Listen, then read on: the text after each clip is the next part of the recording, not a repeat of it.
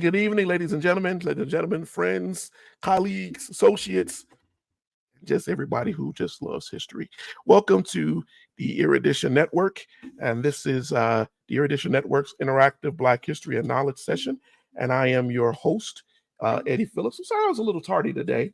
Had some unexpected technical issues with my computer. That happens every now and again, and we try to give a little bit of time for that. But I am here tonight. Please drop a line in if you are joining us. If you're joining us for the first time, introduce yourself via chat. And if you are here again joining us, hey, just let us know that you're here, and we will definitely give you a shout out.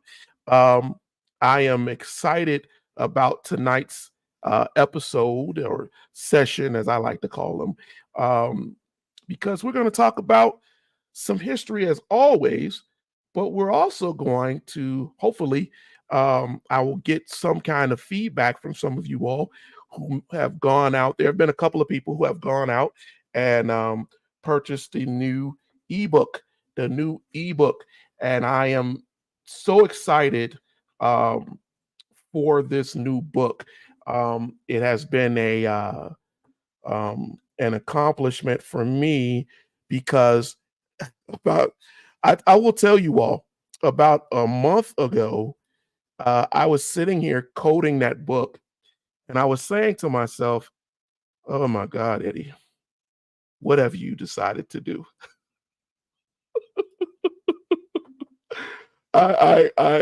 It was such a huge thing to do because it wasn't just an ebook. I wanted to do it where it was interactive. And in order to do it, I didn't have a program or anything. I had an idea of what I wanted to do with it. And I thank God that all of that worked out. But it was definitely something to do. And I was like, man, sometimes you say you want to do something and you ask God for the wisdom, and you go about doing it, and then you go, wow. But I wanted to talk about this book tonight a little bit, just a little bit. We're not going to spend the whole program talking about the book because there's some other things I want to get to historically that I think, I don't know why I'm bouncing back and forth, historically that I think are just as important. But I do want to talk about it a little bit. Tina, I'm glad that you're here. Good to see you. I saw we had a couple people in. Please let me know you're here. Send us out a shout out. Just let us know that you're here and you're joining us. But I definitely want to get into some history this week. This is Women's History Month, and so I want to make sure that we give due diligence to providing history on African women who are often not considered or thought about or even mentioned in our history books, who had a significant part to play on history. So I know a lot of times people tell you that they are going to talk about programs and things about history, and they're going to talk to you about things that you didn't hear, you haven't seen or heard before.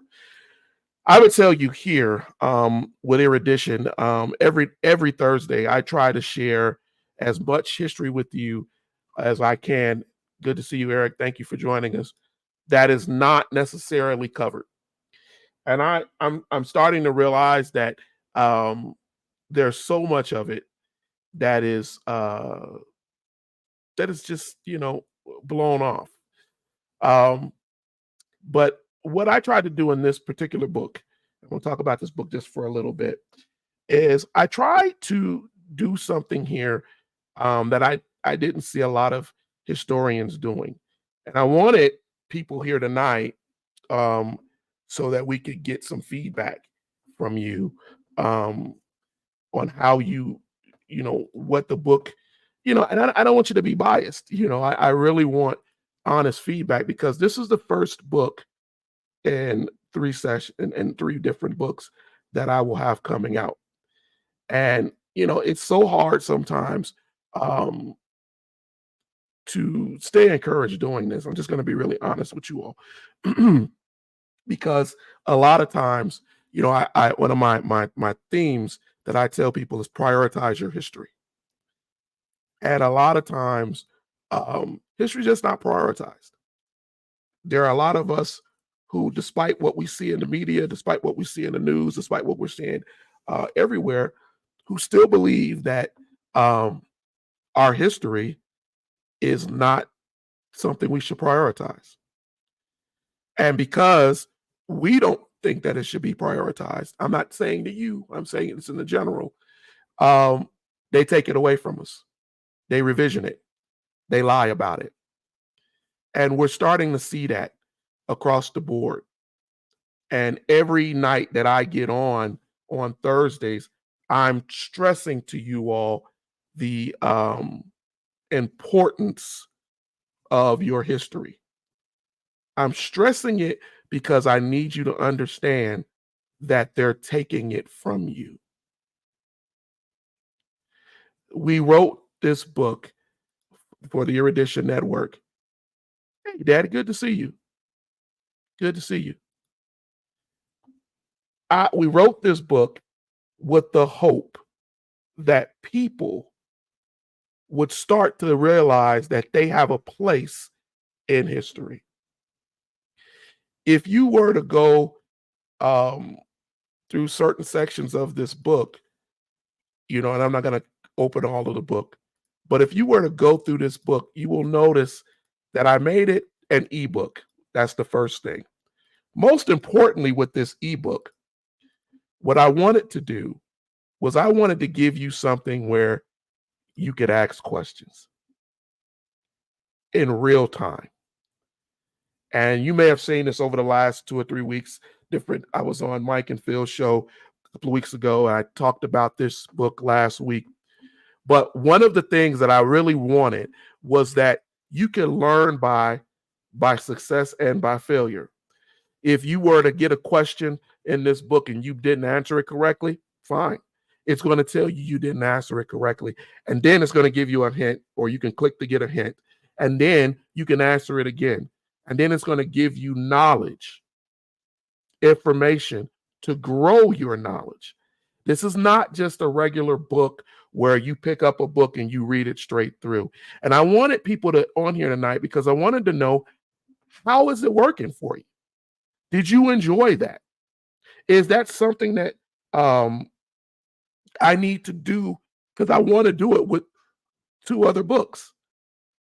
But it takes time. It takes effort to code books and to do them this way. I did it so that you can stream it on the computer like I'm doing it right now. I did it so you can stream it on your television. I did it this way so that if you are a teacher who wanted to teach Black history, you can take your phone, your tablet in your class and stream it to a television. Have your students or family or whoever you're with answer the question. And you can play a game with it. Who answers the most out of the first 20 questions and whatever. But I did it in a way where you can use it as a learning tool. Now, that doesn't take away from the fact that I know people want hard copy books. And I have been hearing that a lot. The first thing people tell me is, Eddie, but are you just doing it in an ebook? Well, not exclusively, but I am prioritizing the ebook, and I'm gonna tell you why. Let me click myself back in here. I'm gonna tell you why.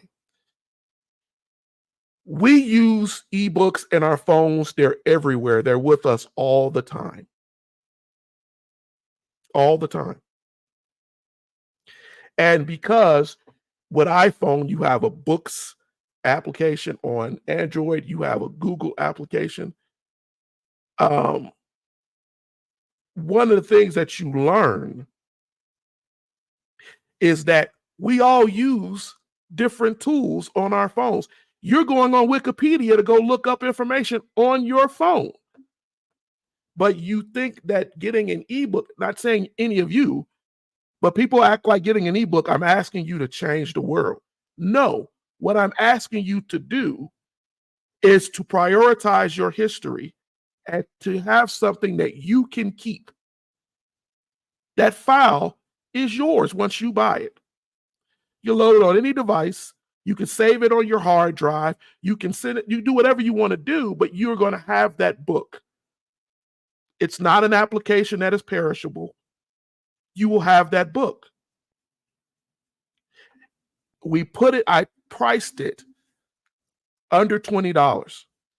And any academic, any intellectual, any bibliophile will tell you that that particular book is at a level of a college and beyond, an upper doctorate level. I challenge you to tell me that it's not. There are over 460 sources that are referenced in that book. Every question is fact-based. Every answer is fact-based. And it is things you're not taught. So I want you all to understand, I got on the other day and I saw initially we had like 7 or 8 people on and they were gone. I don't want people thinking that I'm telling you that I don't understand the need for a hardcover book, but I do understand the need for learning that is transitional.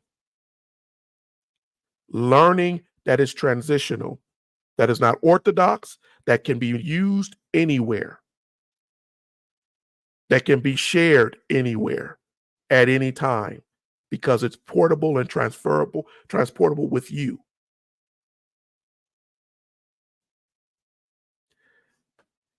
My wife and my kids were saying, how are you going to price it that low? And I did that because I wanted you all to be able to get it. I want you to be able to get the book and learn from it. And now, with the 4 or 5 people I got on right now, those of you, I see Eric, you said something who've gone through the book. Give me some of the thoughts on it. What worked for you? What failed for you? What do you think was good? What do you think was bad? I've been going through it with my colonizer boyfriend, and we both have been learning a lot. I don't think he's a colonizer, but okay. Anything you have to say about it, I appreciate, good or bad, because here's the thing. I want you to grow, and I want us to grow in talking about this and getting this done as we put more and more books out. I'm already working on a second book. The second book deals with the Middle Ages, and it deals with medieval time, and it deals with, I think I put out some stuff earlier today where I was asking people questions about it, about certain things that they don't know. And I do that. I don't do that to stump the chump, ladies and gentlemen. I do that because I want to kind of know what people don't know, where you are. We talk a lot about the stuff early world. Not everything in this book, but we cover a lot. But in the Middle Ages, people don't realize that there were Black European scholars and teachers and diplomats. They don't realize that there were Blacks who worked in the construction of some of the major cathedrals and castles and and historical wonders of the Middle Ages of the medieval world. They don't know that. They don't know that there were people, there were blacks, Africans, right, who ruled um, instead of in large parts of Italy and other parts of Europe, right? We were taught a very, very small amount about this. You don't realize the influence of blacks in the fields of science, physics, optics, right? How we look outside of this earth in the Middle Ages. That's not known, right? How African medicines and medicines that came from Africa were of high demand to cure the people who took all of the credit for history. And so I want to touch on those are just a very small amount of what's going in this second book. But I need to know that it works for everyone, because I don't want to keep putting a product out in a way that I do that is not going to be utilized in the way that I feel that it should. I see some of you guys are commenting. Tina loves the pictures. She's been talking about the pictures for a while. Pastor Ray, it's good to see you. I've been doing a few at a time. I'm learning a lot. And it's 101 questions, but I say that to all of you who haven't gotten the book, that's deceptive, because if you go just thinking that it's a quiz book, you will be wrong. For every question in there, sometimes I'm writing 2 or 3 pages to explain to you why the correct answer was what it was, right? So that you can get an idea of what was going on and what was important at that time. So I do appreciate you all getting that book and utilizing it and talking about it. If there's nobody else who's gonna, because I really, that makes me feel good that you all are saying that you're learning a lot from the book and that you're getting something from it. Please utilize those sources. I went out of my way to make sure that every question in this book had source data to it that could be utilized, not just for me to ask the question and to validate the question or the answer, but to also give you something to go back and look up yourself.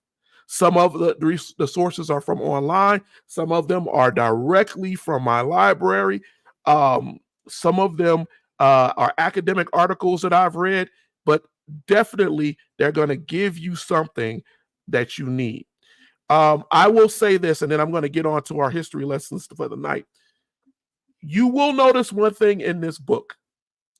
I did not spend a lot of time talking about hominids. I do not believe that we should spend so much of our time talking about hominids and foolery and things that have been put into history in order to muddy the waters. What we should spend time on are the things and the accomplishments of these empires and these kings and these queens and these people, and what they were able to do to change the world.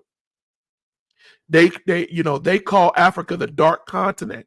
And for a very long time, historians, even to modern time, were telling people that there was nothing good that came out of Africa. So I want you to definitely gain from that. Eric, you said you have a suggestion. I'm open to any suggestion. But I want you to be able to learn from it and to grow from it. And I appreciate all of you all who have who've done so. But I definitely put a lot of resources and sources in here for you to be able to go through questions and get answers. So Eric, I'm waiting on whatever your suggestion is. But I want to get into our lesson for the night. I want to talk about, some of the people in my book I spoke about who were female. And I did that on purpose because one of the things I I hate is not only is our history a lot of times um, marred with um, racism, it's also marred with sexism, and we we don't like to talk about um, important females in history. And unfortunately, when we do this, um, we create a lie um, that is too often just it is crazy to me how we allow these lies um, to focus in our society. Okay, Eric, I've wasted no. Let me see what you're saying here. For the true false instead of the try again link, maybe go straight to the answer since there is only one of it. Yeah, I did that as a joke. So you didn't like that joke, the true false? Yeah, you'll notice that I wrote in there, it's a true false. You only can be wrong, really once and then know what the answer is. But I agree with you, Eric. It doesn't have to be in the second book. That's a good catch. Thank you. I do agree with that. I left it in there because I thought it was funny. I thought it was funny. Apparently you didn't. All right. So I want to talk. Let's get to this. Let's get to this because I've already gone about 21 minutes into the program. And I don't want to just spend time talking about the book, even though it's important to me. But I want us to start talking about some other things here. The first female that I want to talk about tonight, I want to share. I didn't make a PowerPoint. Is Queen Hatshepsut, right? Queen Hatshepsut. She assumed the throne in 1479, and you can probably see what throne she assumed. She assumed the throne following the death of her father, Tutmosis, right? As she became the wife of her half brother, Tutmosis II.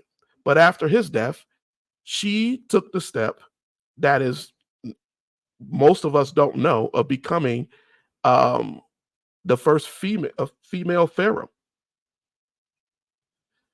And so Hatshepsut is an important and probably one of the most successful Egyptian pharaohs that many of us don't know about. Don't know about. She was a great pharaoh in her own right, a great queen in her own right, right?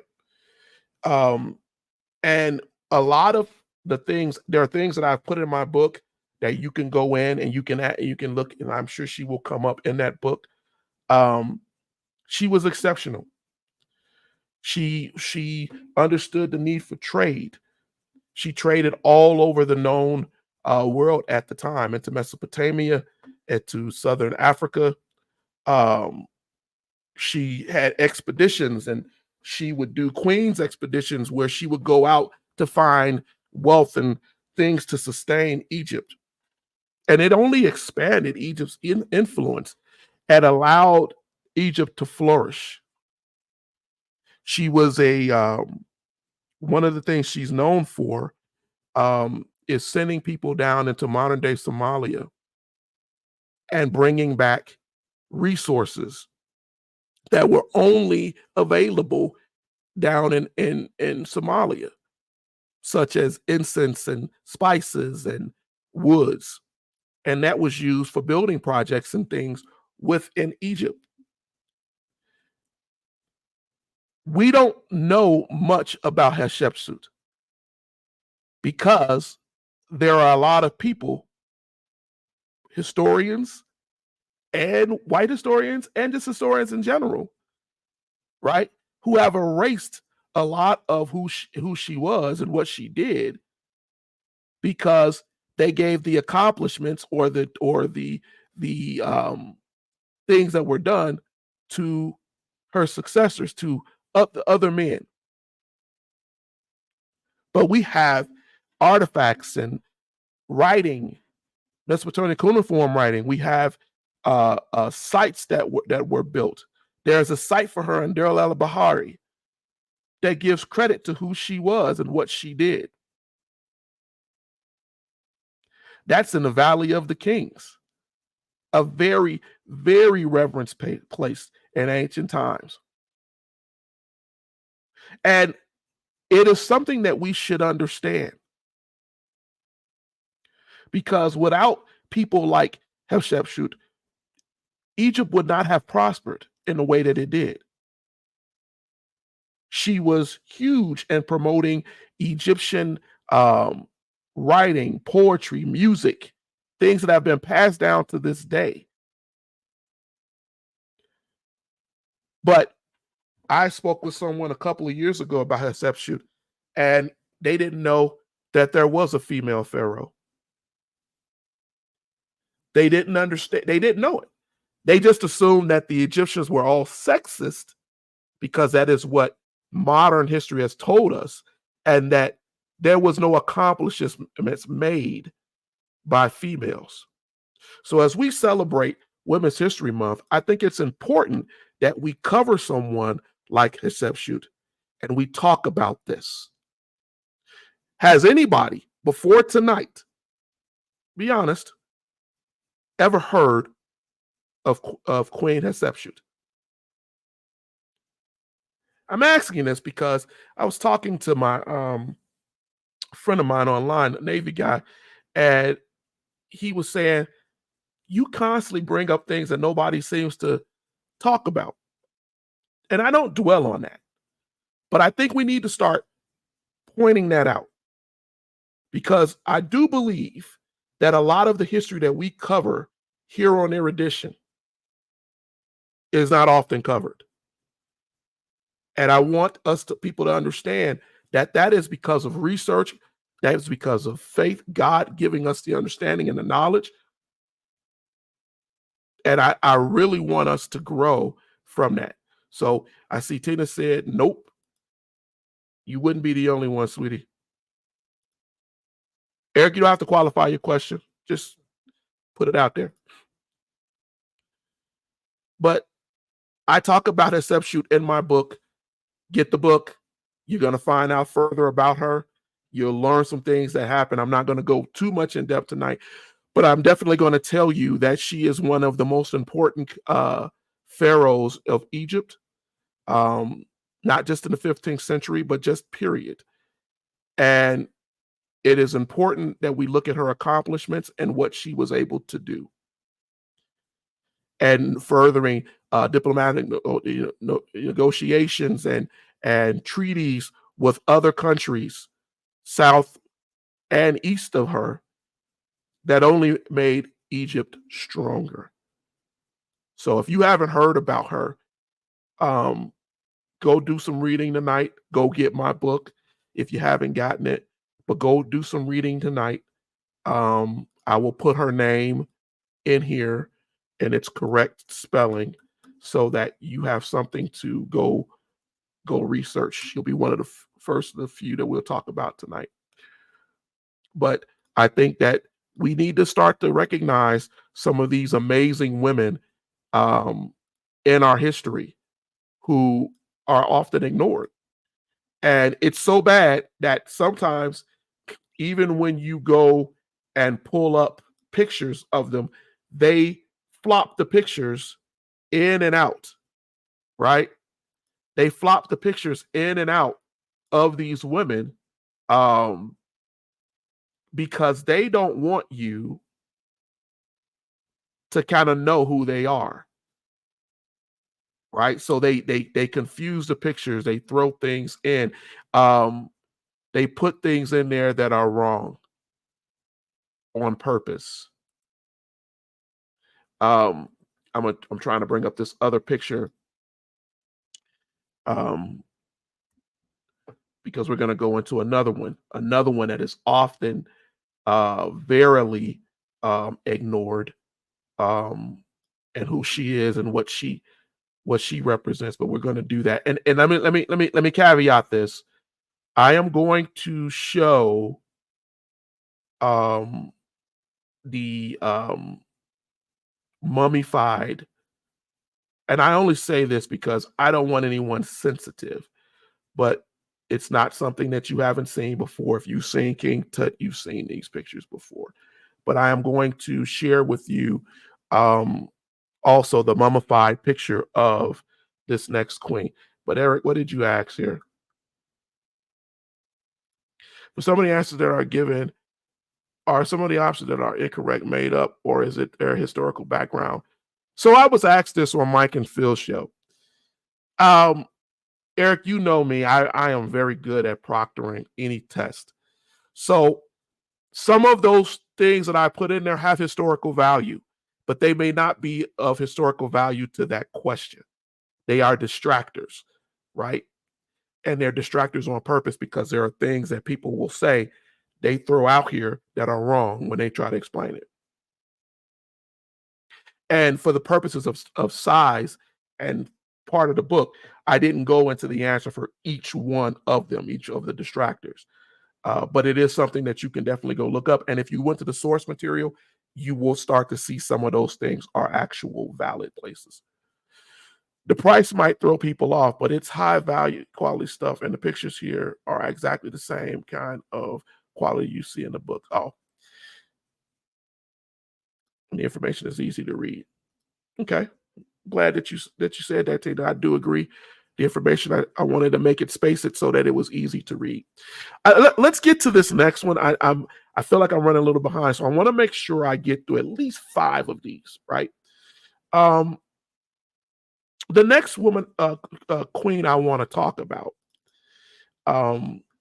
is also one that is not generally known, and if she is talked about at all, it is with controversy. It is with controversy. And that is this woman right here. This is her mummy that they dug up. Queen Taya. She was the great royal wife of Pharaoh Amenhotep III. She is also the mother of another great individual, Akhenaten.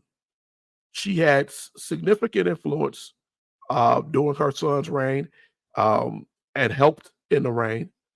And she had strong, amazing diplomatic abilities.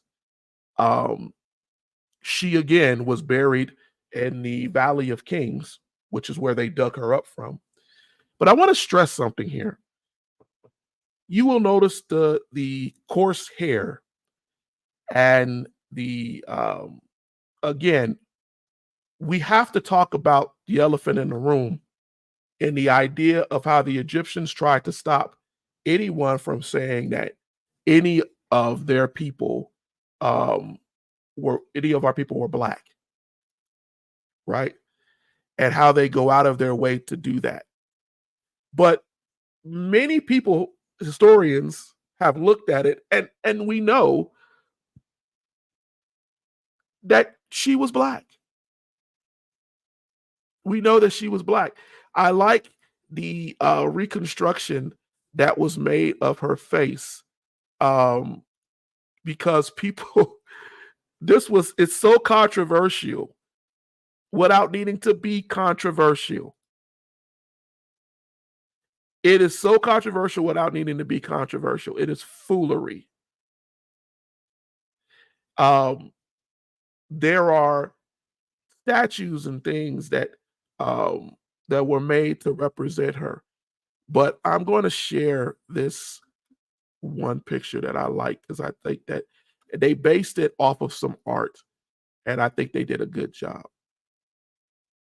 Right. But it's important that we give credit to our people, to our culture, and stop allowing lies to represent who we are. Right? Tia is important. She is important. Right? She played a heavy an important part in making sure that diplomatic relations were made with foreign nations, specifically African nations, Southern African nations.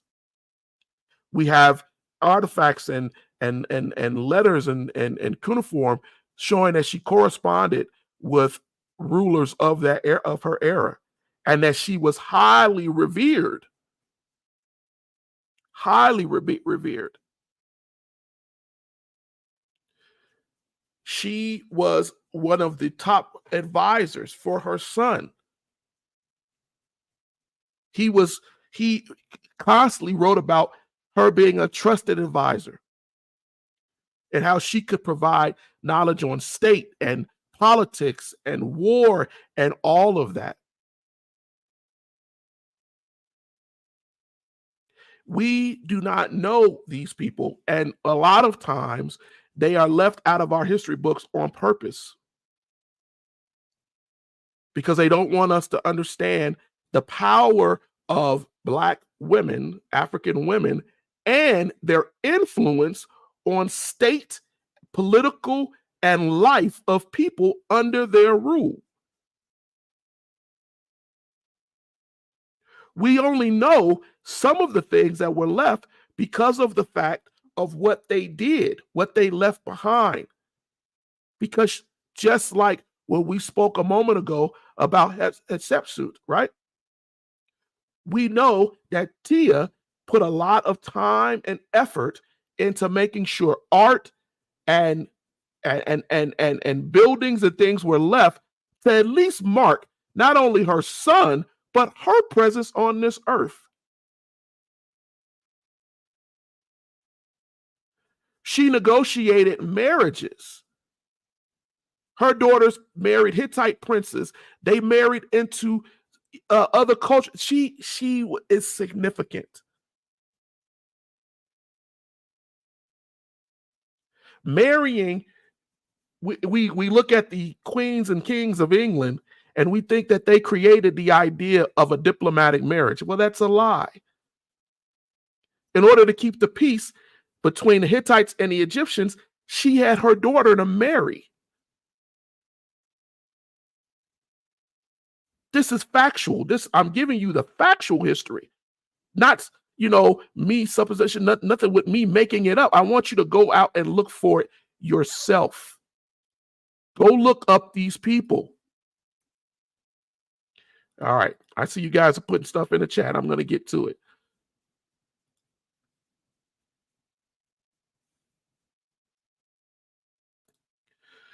The method used in this book is a proven technique for truly understanding and learning the information you're reading. Okay, great.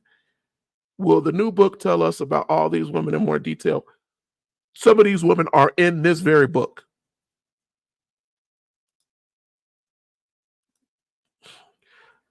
I think she is a great example of how we can tie the history back to today. As you know, there was controversy about this with the new show, but glad you cleared that up. Are you talking about with Cleopatra? A lot of communities seem to take offense to these facts, even people straight out of Africa continent, because they have been taught that anything that is African is not good. When you don't know your history and it's been hidden, it's very easy for people to replace it and revision it with whatever fits them. But when you spend time going and learning your history, go look up these queens that I'm talking about tonight. You learn some things, and they can't deceive you. You learn them on your own. Go back as far as you can. Just like the historian that lied, he's lying for a reason. And people act like historians and scholars don't lie. I'm going to tell you as a bibliophile that I've read so much stuff that just makes me feel so horrible that people have lied for so long and people believe the lie. It's scary. It's scary.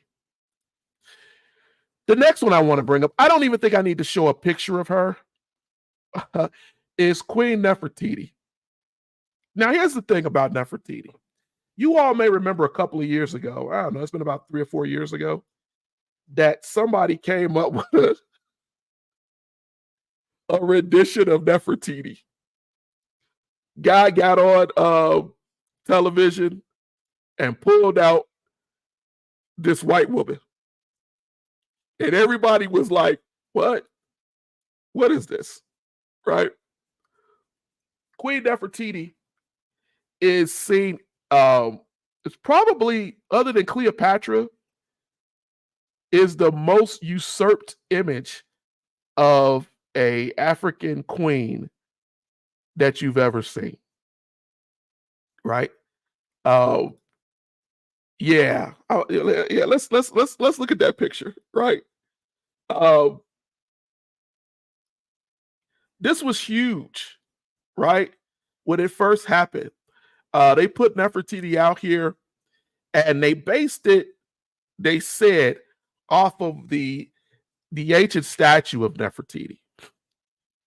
But statues and things, a lot of times, you have to look at multiple things in order to try to get an understanding of who these people were. But at least if you can get a physical understanding. And I hate to laugh because I'm trying to share this, but this was so funny to me because I remember when it happened, when they showed this image, oh man, black people lost their mind. Someone was like, what are you talking about? Because this was definitely the image of a Middle Eastern, predominantly trying to make them more white. But there are a lot of things about Nefertiti. When we got to talking about it, I wanted to know some things, and people were like, I guess, I don't know, I guess she was black. Well, here's the thing.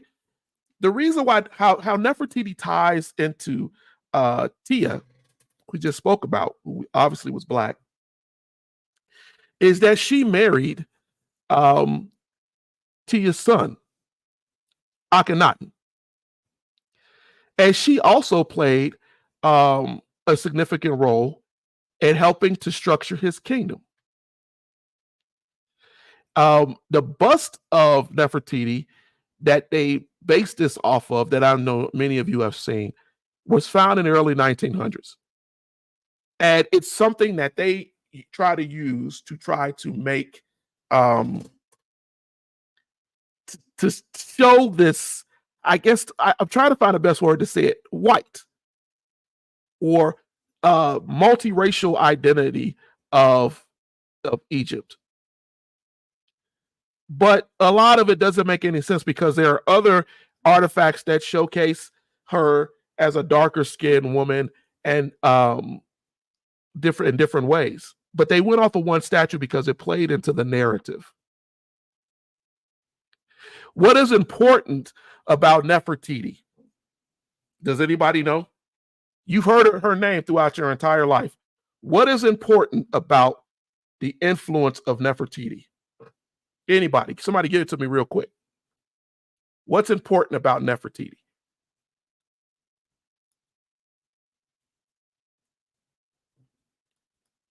Anybody?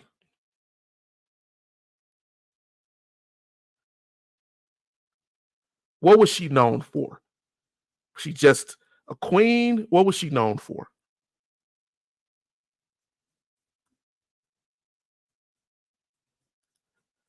The only thing coveting Black Power in history did was show modern day people have to covet Black Power moving forward, keep them distracted individual. Well, that's true.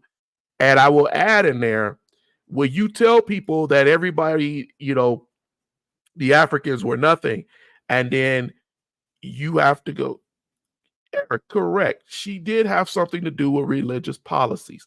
What religious policies? I know you guys are probably Googling, but those are good points. She did. She was extremely important in religious policies. They worshiped the god Aten, but she helped to push. Sorry, my computer just went crazy. There is that idea of one God. One God. And this is important to understand because the idea was that if I push the idea of this sun god as one god, I say this and why this is significant. Not because she was correct or that he was correct or whatever, it was because of the idea. They tell us that Africans like to worship multiple gods. But in fact, when you look at what Akhenaten brought in and what his wife Nefertiti brought in, right? They actively supported and promoted the worship of one deity. Now, they called it Aten, and I've told you all many times on this program why the Egyptians particularly referenced the sun as a god, because it had a great effect on their lives.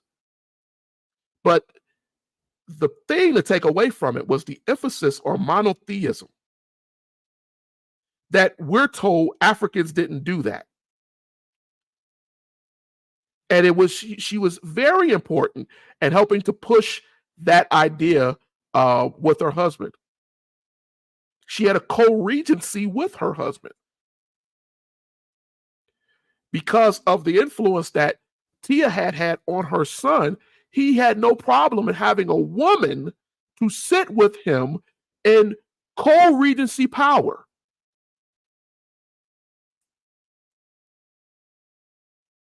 That's significant. That meant she was not just a person to sit here and provide him children. She had influence.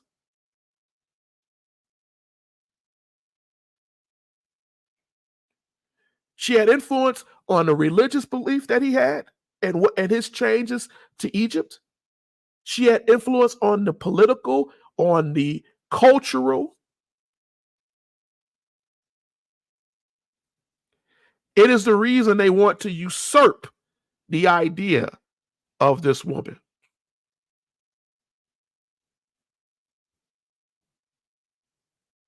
In order for them to maintain the issue, the religious attitudes that they had, it was because of the stability and the stability that was provided by Akhenaten and Nefertiti together.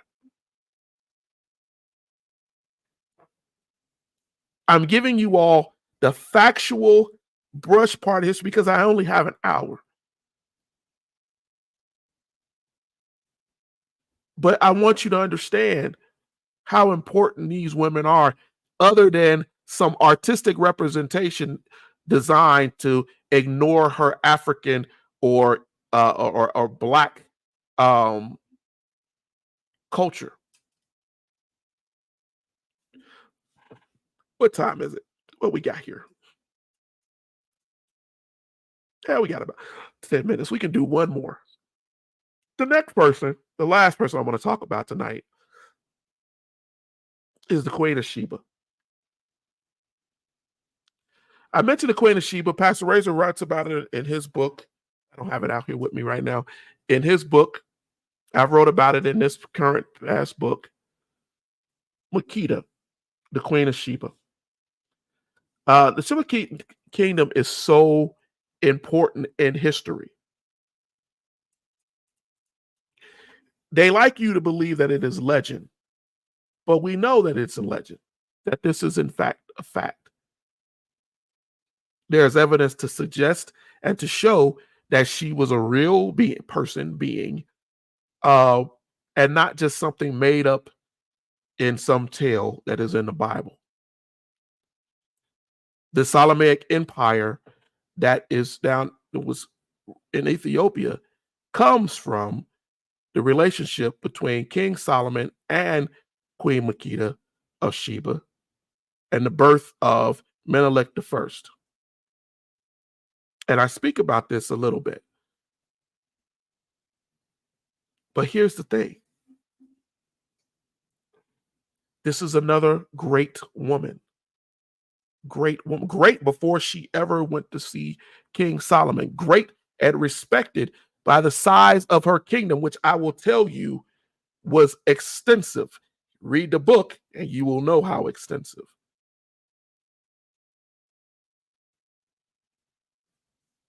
She was important because she understood how diplomatic relations, trade, influence power in both the region where they occupied and neighboring regions and beyond. They were known for their spices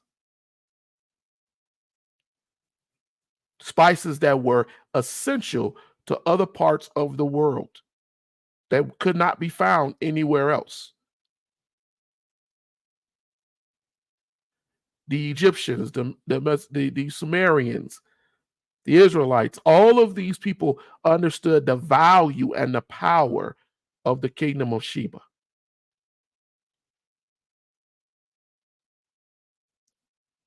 And yet, when you speak of Makeda outside of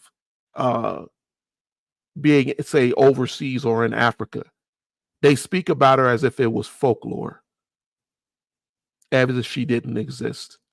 But they can't dissuade the fact that she existed, because she is written in the Word of God.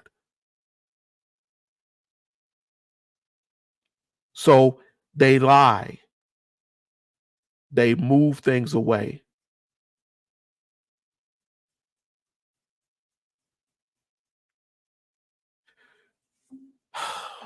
Ladies and gentlemen, we went over a lot tonight. And I appreciate all of you all who were in here with us tonight. The greatest people in history had a deep sense of God, and yes, they did, all of them. The only consistent logic I can track throughout history and today is everything is done to keep people away from having their own personal relationship with God. I do believe that there's a part of that.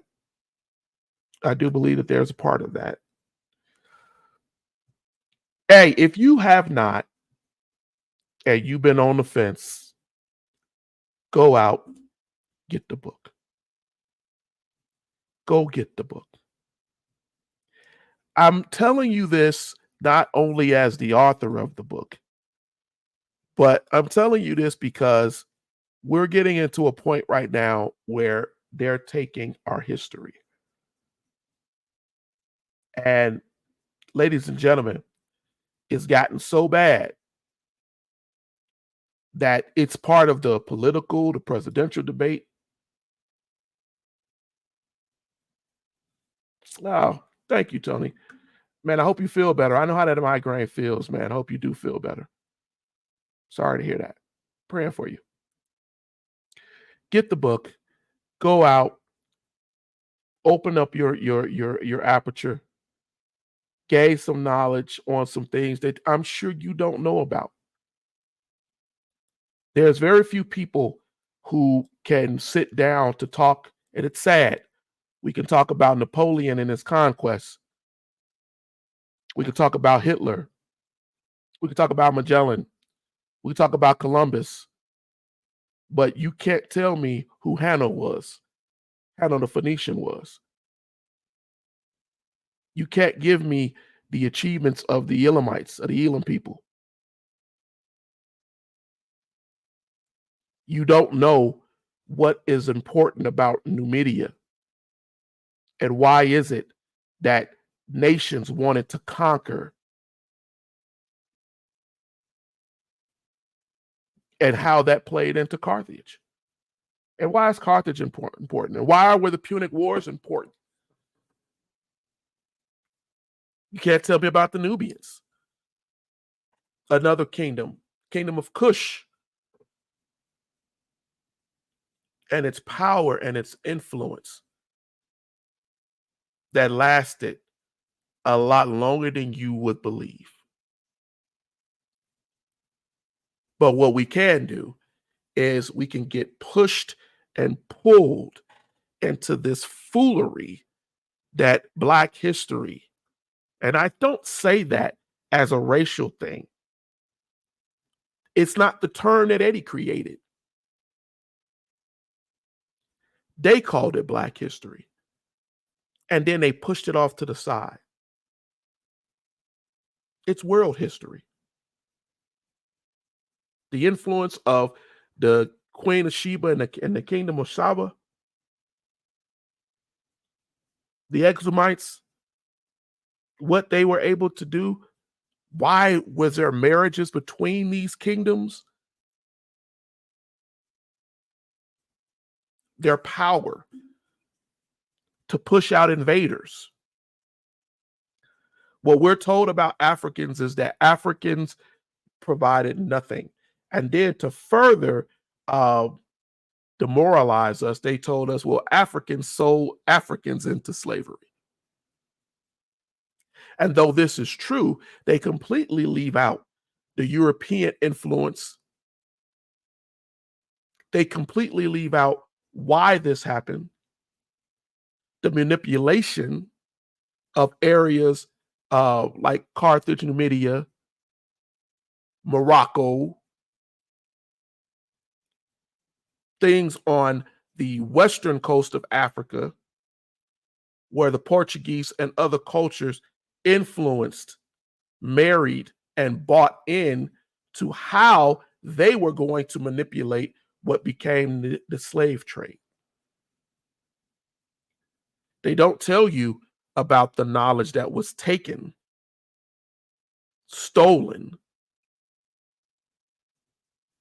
the schools of thought. They tell us that the Library of Alexandria burned down, but they don't talk to you about Timbuktu. They don't tell you that there were other schools of thought, Islamic schools of thought given, that they went in and they stole knowledge from too.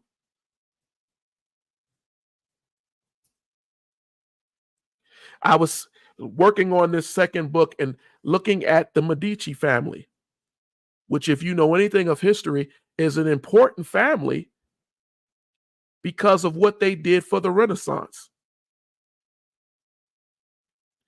But what is never talked about are the Africans who were part of the Medici family.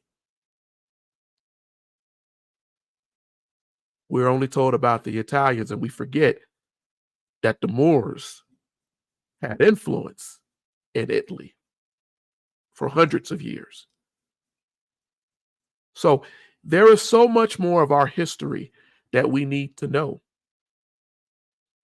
I encourage you to share these programs, to encourage folks to go out and buy the book. Stop telling yourself it's just a digital book. This book is important because I promise you, you're going to get a printed book. But what you won't be able to do with that printed book, not just while vowing or dissuading you from getting a printed book, is the ability to just pull it out in someone's home and say, hey man, have you ever known this? And pull up a question and display it on a smart device. To pull it out in a church, in a schoolroom, where everybody could see it at one time, not pass a book around and try to see it. I did that on purpose. I wanted this to be something that you can definitely share, because the sharing of knowledge is really what this is about. I'm waiting on Amazon to come back and tell me when they're going to put it, the ebook, on their site. For right now, you can still go and purchase it. You could go to our website. It's probably the quickest way to do it.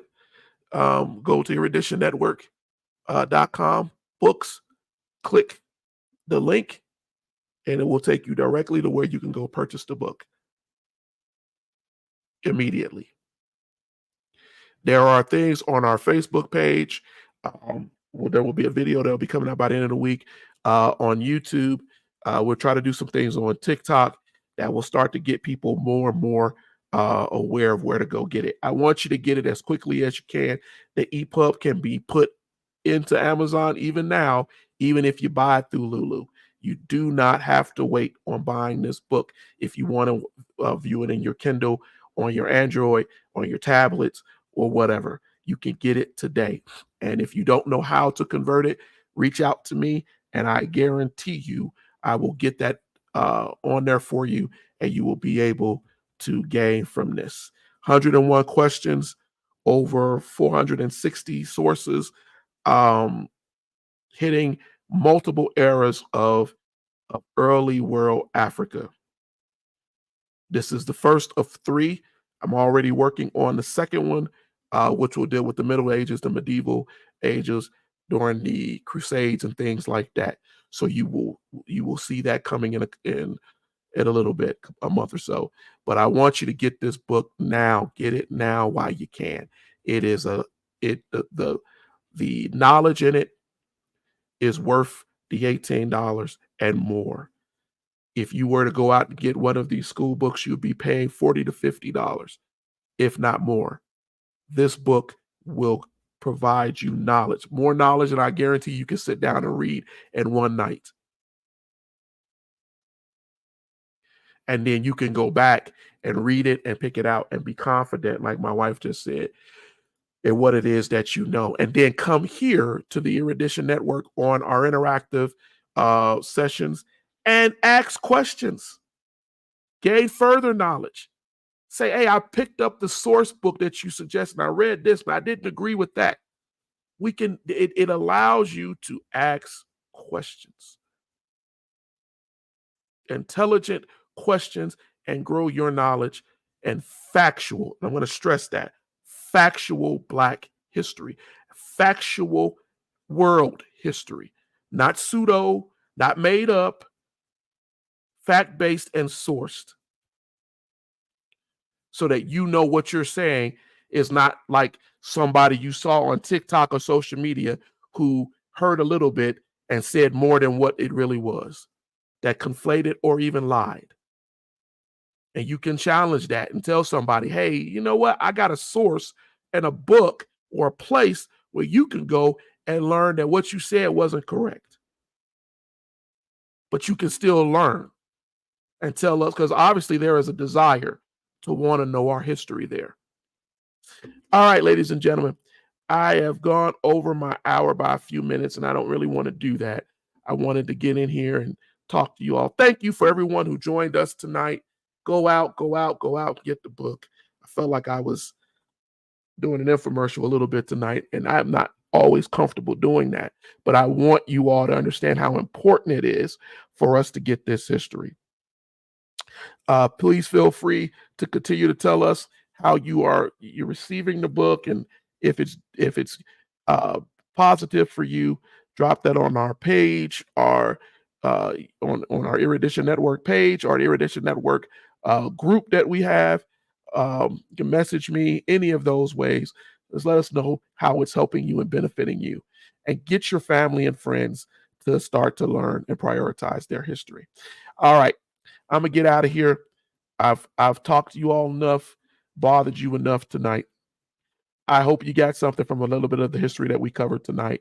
You could get more, you get the book, but but I will see you all, God willing, next week. Yes, I did not put the banner on. I apologize. If you are willing to help with the Erudition Network, maybe you can't go out and get an immediate book. Anything and everything that you do helps the network, helps us do the things like we're doing, writing books, trying to create courses.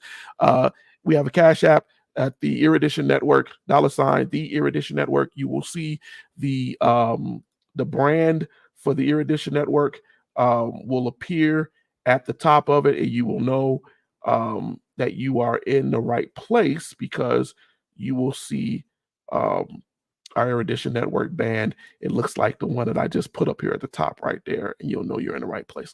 All right, ladies and gentlemen, I keep banging on my table for some reason over the last couple of days, but until next week, God willing, you all have a blessed and pleasant rest of your weekend, and I hope to see you again soon as we explore more and more history in our next episodes. All right, have a good one.